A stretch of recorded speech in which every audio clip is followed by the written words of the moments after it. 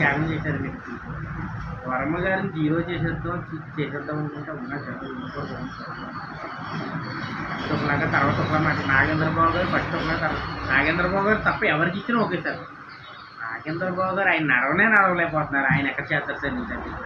ఆయన ఒకరోజు మీరు రికార్డింగ్ చేయండి సార్. ఒక్క రోజైనా తిరిగారండి అక్కడ సార్. ఒకసారి 2 సార్లు తిరిగారు తప్ప ఎప్పుడు గోకుల్లో కూర్చున్నారు తప్ప ఎప్పుడు తిరగలేదండి.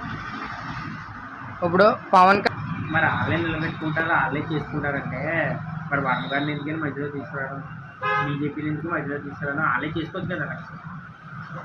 తప్పండి. పైన అధినాయకులు ఏం మాట్లాడుతున్నారో ఆ ప్రకారం కింద చేశారు.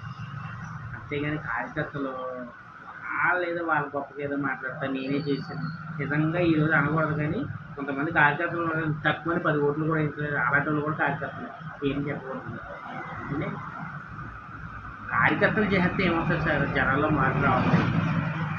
ఏ కార్యకర్త వైఎస్ఆర్సీపీ కార్యకర్త అన్నా, టీడీపీ కార్యకర్త అన్నా, జనసేన కార్యకర్త అన్నా వాళ్ళు ఏం చేయలేదు సార్.